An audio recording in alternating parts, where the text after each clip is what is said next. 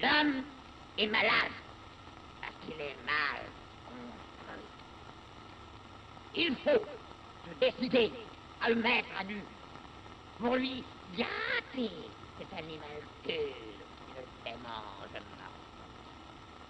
Dieu, et avec Dieu, ses organes, oui, ses organes, tous ses organes, car, tuez-moi si vous le voulez, il n'y a rien de plus inutile que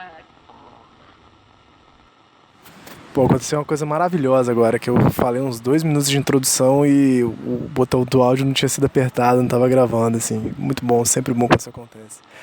Mas não sei se vocês estão escutando, né? Bom dia, boa tarde, boa noite. Tem um reguezinho de fundo, ó. Tem um barulhinho de mar, tem um peixe que acabou de pular aqui, um solzão, olha o som do sol, lascando. Rapaz, vou pegar o bronze que eu não pego há um ano, bicho. Tô aqui na praia. Hoje é o episódio especial do Para Acabar com o Juízo, live na praia, o passeio dos quilos na Ilha do Boi, mas é isso, né? O estúdio hoje vai estar com bastante sons ambientes, assim, comerciantes discutindo, salvaguardas aqui, ouvindo reguezinho, som das ondas do mar, e de vez em quando passa um avião também aqui em Vitória, isso é rota de avião, né? Não vou falar com um episódio especial de férias, porque seria muito sacanagem com minha rotina de trabalho, na verdade, me sentindo extremamente sufocado agora na rotina de trabalho. Mas consegui esse intervalo nessa quinta-feira de manhã para vir aqui gravar. Então é isso. Aí só para fechar, né? Eu lembrei que chegando aqui na praia, pisando na praia que eu não ia perder o compromisso de gravar nas quintas-feiras, né? Mesmo querendo dar um pulo na praia, assim. E eu lembrei do Daniel Furlan, né? O representante aí da revista da Trupe da Quase, comentando, né? Tipo assim, se você leva o livro pra praia, ou você não gosta de praia ou você não gosta de ler. Eu acho que é uma frase de sabedoria muito grande, assim. E aí, junto com isso, pô, e quem leva livro pra praia pra gravar um podcast? Eu diria que com certeza porque não gosta nem de praia, nem de podcast, nem de leitura, né? Mas vamos lá, vamos nessa mesmo. Vou botar o despertador aqui no final desse episódio breve, né? Que o sol tá pocando mesmo. E eu tô pagando muito de doido aqui na areia, falando com o celular, mas hoje em dia todo mundo vai achar que eu tô mandando um mega áudio, né? Tipo, mó conveniente. Aquele jovem tá mandando um áudio de 30 minutos pra alguém. Deve ser alguém que precisa ouvir boas verdades, assim. Eu vou botar o despertador aqui pra gente começar a gravação. Começar a leitura, na verdade, a gravação já começou. Agora são 11h07, vamos até 11h27. Você vê que o horário mais inapropriado de sol possível, né? Que é aquele solzinho entre 10 e 4 da tarde, assim. É esse que a gente quer, é esse que a gente tá afim. Tinha tanto tempo que não vinha pra praia que eu reparei que meu corpo paulistano, né? De um ano quase São Paulo, mais de um ano, ficou crocante, cara.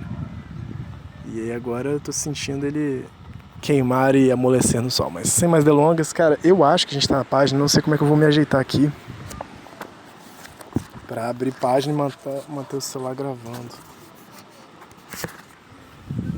Acho que consegui, vou deixar o celular aqui perto da boca, espero que vocês consigam escutar. Depois qualquer coisa a gente edita, e é mentira que eu não vou editar nada, mas vai ser um episódio com um estúdio mais louco mesmo. Mas qualquer coisa vocês aumentam bastante o volume aí no editor de vocês. Cara, a gente tava na coisa dos objetos parciais, né, da página 64 para 65. Eu vou pegar da onde? Vou pegar da página 64, vou voltar um pouquinho, a antepenúltima linha, ou seja, a terceira linha, né, de baixo para cima, tem um período chamado que começa com os objetos parciais, né? Então, acho que eles estão gastando a Melanie Klein, não estudei, não dei uma olhada, então vamos aproveitar essa praia. Vai passar um avião daqui a pouco na rota dos aviões. Começo. Os objetos parciais parecem, pois, extraídos de pessoas globais. Não só entrarão nas totalidades de integração concernentes ao eu, ao objeto e às pulsões, mas constituem já o primeiro tipo de relação objetal entre o eu, a mãe e o pai. Ora, afinal de contas, é um avião da Gol. Vão bem, eu tenho muito medo de avião, eu sempre acho que os aviões vão cair, mas um dia bonito como esse eu gostaria até de viajar de avião, porque tá limpinho o céu, pelo menos aqui, né? Tava mó fechado o tempo e aí abriu, milagrosamente. Continuando. Ora, afinal de contas, é bem aí que tudo se decide. É certo que os objetos parciais possuem em si mesmos uma carga suficiente para explodir Édipo, para destruí-lo de sua tola pretensão de representar o inconsciente, de triangular o inconsciente, de captar toda a produção desejante. A questão que aqui se levanta não é, de modo algum, a da importância relativa daquilo a que se pode chamar pré-edipiano em relação a Édipo, porque pré-edipiano, entre aspas, é ainda uma referência evolutiva ou estrutural a Édipo, né? Que essa, pelo menos até onde eu sei, essa é a ideia kleiniana, né? Pensar os objetos parciais como esses que não se prendem necessariamente às imagens totais de eu, de pai e de mãe, mas que já precipitam essa relação com essas imagens globais, com as pessoinhas como nas suas molaridades, nas suas totalidades imagéticas. E eles estão propondo aqui, olha, essa pista dos objetos parciais já tem uma intensidade, já tem um jogo de intensidades de conexões que seria capaz de explodir Édipo. E que seria muito tolo chamar essas forças de pré-edipianas, como se elas acontecessem antes de serem organizadas por Édipo, né? Porque é isso, eu acho que isso volta muito, né? E acho que nesse podcast eu acabo frisando. Édipo aqui não é só a pequena relação de pai, mãe e filho, mas também a relação de intimidade, a relação das figuras globais, né? Da gente se pensar como pessoa individual e não dentro de um processo de multiplicidades, de singularidades, né? E de intensidades que passam, enfim. E isso tem problemas e repercussões tanto filosóficas quanto políticas e artísticas, né? Então, poder pensar o mundo das multiplicidades, inclusive no que diz respeito da intensidades pré-pessoais ou extrapessoais, né? Que também formam pessoas. Não se desapegue tanto da sua imagem de pessoa, assim, só não leve muito a sério. Olha, aumentaram até o volume aqui do reggaezinho. A questão é do caráter absolutamente anedipiano da produção desejante, ou seja, no sentido de negação, né? Não edipiano da produção desejante. Mas como Melanie Klein conserva o ponto de vista do todo, das pessoas globais e dos objetos completos, e talvez também porque tenha tentado evitar o pior com a Associação Psicanalítica Internacional, isso é fofoca, que escrevera na própria porta, entre aspas, ninguém entra aqui se não for edipiano, fecha aspas. Ela não se serve, calma aí, e talvez tenha porque tenha tentado evitar o pior com a Associação Psicanalítica Internacional, que escrevera na própria porta, isso é um shade pesado, né, para a Associação Psicanalítica Internacional, né, entre aspas, ninguém entra aqui se não for edipiano. Aí continua, a Klein.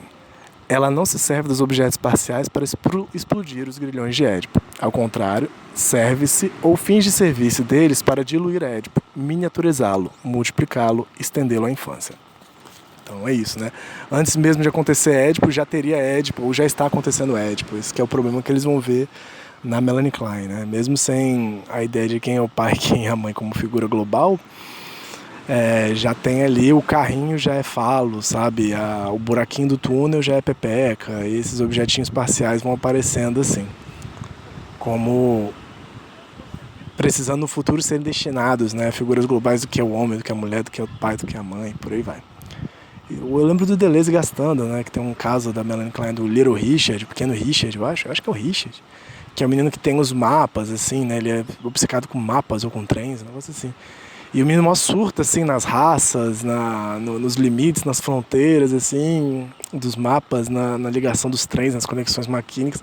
E a Melanie Klein só consegue ver, tipo, um peru aguardando pro pai, por um pai, e umas fronteiras como cortes do pai para com a mãe, né? E aí o Deleuze fica meio bolado e fala, ó, o menino ali, não deve ser Richard, né? Mas esse menino aí, ele já está delirando com várias coisas, né? Com raças, com povos. É assim que se produz o inconsciente, não é fechado ou voltado para pai e para mãe, né? Esse inconsciente político que eles estão falando ainda. Então, prosseguindo, a gente passa para uma outra seção, 1.6.3. Ih, rapaz, a galera tá num debate acalorado. Crítica de Édipo, a mistificação edipiana. E se escolhemos o exemplo da menos edipianizante, isso, dos psicanalistas, é para mostrar que esforço ela teve de fazer para adequar a produção desejante a Édipo. O que acontece principalmente... Cara, estava acelerado a música, agora desacelerou. Bom, mostrar o esforço que ela teve de fazer para adequar a produção desejante a Édipo. O que acontece principalmente com os psicanalistas vulgares, que nem sequer têm consciência do, entre aspas, movimento. Não se trata de sugestão, trata-se de terrorismo. Nossa. Melanie Klein escreve, entre aspas, quando Dick veio à minha casa pela primeira vez, não manifestou emoção alguma quando a ama o confiou a mim. Quando lhe mostrei os brinquedos que tinha preparado, ele os olhou sem o menor interesse. Peguei um grande trem que pus ao lado de um trem menor e os designei com o nome de Trem Papai e Trem Dick. Então, assim, ela que deu o nome dos trem, né? Continua ela. Então ele pegou o trem que eu tinha chamado Dick, empurrou até a janela e disse: estação. Eu lhe expliquei. Então está entre está em itálico, né? Eu designei e eu lhe expliquei, ou seja, as ações da Melanie Klein para com o pequeno Dick, né? Eu lhe expliquei que a estação é mamãe. Dick entra na mamãe. Fecha aspas. Ele largou o trem, correu pondo-se entre a porta interior e a porta exterior da sala. Fechou-se dizendo: escuro, e logo saiu a correr. Repetiu várias vezes essa manobra. Eu lhe expliquei, em itálico, que está escuro na mamãe, Dick está escuro da mamãe. Fecha aspas, o que a Melanie Klein falou pro Dick, e ela continua a citação. Eu só estou ajeitando aqui para mudar a página. Em itálico, quando sua, ou seja, o que eles estão destacando, é a sacanagem da Melanie Klein. Quando sua análise progrediu, tipo assim, quem é que estipulou que a análise dele progrediu na vida? Dick descobriu também em itálico também que o lavatório simbolizava o corpo materno e manifestou um extraordinário medo de se molhar com água. A nota 38 vai dizer que Melanie Klein, ensaios de psicanálise, tradução francesa, patati patatá, os grifos são dos autores. Essa sacanagem aí, né? Muito boa a sacanagem dos caras. E aí ele segue, fechou o trecho da Melanie Klein, né? Ele segue. Diga que é Édipo, senão você leva um tapa. Eis que o psicanalista já nem mais pergunta, entre aspas, para você, o que são suas máquinas desejantes? Fecha aspas. Mas ele grita, entre aspas, responda papai e mamãe quando lhe falo, fecha aspas. Até Melanie Klein. Toda a produção desejante é então esmagada, assentada sobre as imagens dos pais, alinhada em estado pré-edipianos, totalizadas no Édipo. A lógica dos objetos parciais é reduzida a nada. Édipo se torna, assim, a pedra de toque da lógica, pois, como pressentíamos de início, só aparentemente os objetos parciais são extraídos de pessoas globais. Na realidade, eles são produzidos por extração, num fluxo ou numa rile não pessoal, com a qual comunicam ao se conectarem com outros objetos parciais. Então, eu acho que aqui eles estão fazendo uma amarração muito bonita, né, de por que o livro chama de Édipo, qual a implicância deles com a psicanálise com Édipo, e como os objetos parciais se aproximam de toda a introdução do livro, né, das máquinas com suas conexões, seus cortes, né, com suas sínteses produtivas, suas sínteses de registro, síntese de consumo, né, suas formas de corte, em oposição com a psicanálise vai acachapando tudo, que eu acho que fica muito claro, né. Eu acho que volta muito numa coisa da interpretação também, quando alguém faz algo, né, o porquê você fez isso, como se tivesse uma responsabilidade de agência que fosse quase como uma culpa, uma marca global, assim, né? Que tivesse uma vontade que dissesse a verdade do sujeito, por exemplo, né? Esse tipo de interpretação selvagem só é possível por conta do nosso apego às imagens globais, né? E aí, só uma notinha do tradutor, o rile que eles falam, né, no fluxo, numa rile não pessoal, que os objetos parciais se conectam, é o termo grego empregado no sentido geral de matéria ou material. Continuando. Ai, que solzão bonito. Tem um moço indo pescar aqui, que bonito. O moço indo pescar, ele tá com a canoinha. Acho que é uma canoa até havaianazinha, com um lado, assim, tá com remo, numa calma, o mar tá uma placidez. Agora, em vez do reggae, tá rolando tipo uma Voz do Brasil essa hora, não sei porquê. Tá tipo um jornal, acho que é isso. Bom, continuando. E aí segue aqui, olha que frase boa. O inconsciente ignora as pessoas. Adorei. Os objetos parciais não são representantes de personagens parentais, nem suportes de relações familiares. São peças das máquinas desejantes, remetem a um processo e a relação de produção irredutíveis. E são primeiros em relação ao que se deixa registrar na figura de Édipo. Então, primeiro, não é que não exista a figura de Édipo, isso existe, isso funciona e faz a gente ter todo esse jogo de intimidade fodida, assim, né? E isso é extremamente político, isso é extremamente uma condição histórico-política nossa. Mas esses objetos parciais, né, remetem a um processo e a relações de produções irredutíveis e são primeiros em relação ao que se deixa registrar na figura de Édipo. Tem uma certa criação, tem uma certa invenção. Não vai haver uma estrutura que repete, né? Tudo que você encontrar, tudo que você tocar remeterá a pai, mãe ou a você. Não é isso que para eles acontece, isso é posterior. O inconsciente ignora as pessoas. Quando se fala da ruptura Freud-Jung, nota do tradutor, ele está se remetendo a Carl Gustav Jung, psicólogo, psiquiatra, né, que é psicanalista por um tempo e depois se torna referência na psicologia analítica, que foi discípulo de Freud e eles se separam mais ou menos em 1912, se eu não me engano, e viveu de 1875 até 1961. Quando se fala da ruptura Freud-Jung, esquece-se muitas vezes o modesto e prático ponto de partida. 2 pontos. Jung notava que na transferência o psicanalista aparecia muitas vezes como um diabo, um deus, um feiticeiro, e que seus papéis iam singularmente além das imagens parentais. Então outras imagens, né? O diabo, o deus, o feiticeiro, não é pai e mãe. Depois tudo começou a correr mal, mas o ponto de partida era bom. Ocorre o mesmo com as brincadeiras das crianças. Uma criança não brinca apenas de papai e mamãe. Ela brinca também de feiticeiro, de cowboy, de polícia e ladrão, de trem e automóveis. Pô, isso aqui para quem trabalha com psicanálise infantil, com constituição, com educação, pô, isso aqui é top. O trem não é forçosamente papai, nem a estação mamãe. Pô, isso aqui eles estão dando não sei se eles estão sentindo, assim, porque hoje o episódio tá meio, na minha concepção, tá um pouco disperso, assim, acho que é o sol me derretendo. Mas eles estão sendo muito generosos, né, nesse trecho. O problema não incide no caráter sexual das máquinas desejantes, mas no caráter familiar desta sexualidade. O retorno da sexualidade ou das conexões, né, que lembra-se, a libido é o que conecta as máquinas desejantes, né, a energia de conexão, retomada ao caráter familiar dessa sexualidade. Admite-se que ao crescer, uma criança se acha envolvida em relações sociais que já não são familiares. Mas, como se pensa que essas relações sobrevêm posteriormente? Só há 2 vias possíveis. 2 pontos. Ou se admite que a sexualidade se sublima ou se neutraliza nas relações sociais e metafísicas, está entre parênteses e com um E em itálico, sob a forma de um após analítico. Ou então admitimos que essas relações põem em jogo uma energia não sexual, que a sexualidade se contentava em simbolizar como um, entre aspas, além analógico. Foi aí que as coisas ficaram mal entre Freud e Jung. Eles têm em comum, pelo menos, o fato de acreditarem que a libido não pode, sem mediação, investir um campo social ou metafísico, né? Sem intermediação. É preciso de uma certa fantasmagoria, né? É preciso de um entremeio do aparelho psíquico para a libido estar em conexão com o jogo social, né? Por isso esse fechamento, essa intimidade, que eu acho que é isso que, pelo menos assim, eu estou lendo, tanto em Freud quanto em Jung. E é isso o que não ocorre. Consideremos uma criança que brinca, ou que, a engatinhar, explora as peças da casa.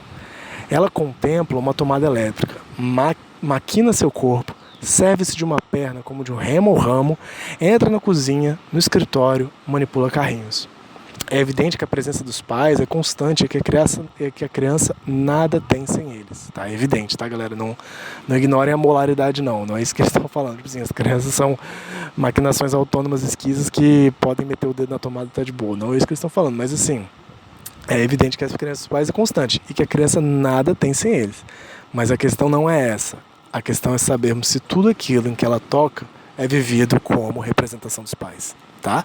Para deixar as coisas bem pontuadas, assim, que eu acho que eles estão sendo bem generosos.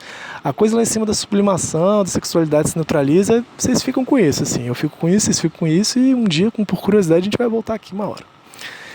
Que eu reparei que ficou meio... Eu mesmo não entendi, eu vou deixar por isso mesmo. Desde o nascimento, o berço, o seio, a chupeta, os excrementos são máquinas desejantes em conexão com as partes do seu corpo. Porra, que criança não brincou com seu cocôzinho de uma forma super divertida no berço, né? Fez mó arte plástica lá, arte orgânica. Parece-nos contraditório dizer que a criança vive entre objetos parciais e, ao mesmo tempo, dizer que ela apreende nos objetos parciais pessoas parentais, mesmo que aos pedaços, né? O cocô como um pedacinho de você, o cocô como um pedacinho do papai, um pedacinho da mamãe. No exemplo da Melanie Klein, né? O trenzinho como alguma coisa de papai, o trenzinho você, a pia mamãe. Não é rigorosamente verdade que o seio seja um destaque do corpo da mãe, pois ele existe como peça de uma máquina desejante em conexão com a boca, que dele extrai um fluxo de leite não pessoal, ralo ou denso. Sendo parte de uma máquina desejante, um objeto parcial nada representa. Ele não é representativo. Ele é suporte das relações e distribuidor de agentes. Olha que bonito, né? Então, um objeto parcial é suporte de relações, ampara a conexão, né, as conexões, e distribuidor de agentes. Mas esses agentes não são pessoas, assim como essas relações não são intersubjetivas. Aqui, tipo assim, a gente aqui merece um parênteses, né? Então, os objetos espaciais são suporte de relações não intersubjetivas, né? Então, não tem essa intermediação que Freud e Jung colocou da psique, né? É uma psique que antepara a relação da libido com o social. Na verdade, não, já é um investimento ao mesmo tempo desejante social e ao mesmo tempo ele é distribuidor dos agentes, né? Distribui os corpos, mas, né, a relação da mãe com o filho, mas que são agentes, não são imagens, não é uma mãe e um filho, são agentes que passam intensidades, inclusive dessas imagens globais, pai, mãe, ou pai, mãe, filho, como personagens. Agentes que não são pessoas, muito bom. São relações de produção, são relações de produção como tais, agentes de produção e de antiprodução. Bradbury mostra bem isso quando descreve a nursery, o berçário, como lugar de produção desejante e de fantasmas de grupo, que combina apenas objetos parciais e agentes. Aí tem aqui Ray Bradbury, que nasceu em 1920 e teoricamente não está morto, pelo menos não aqui até em 2010. Né? Labrousse em L'Homme Illustré, o Homem Ilustrado. E não fala a data do livro, mas está aqui, né? A criança está sempre em família, mas em família e desde... Só passar a página aqui.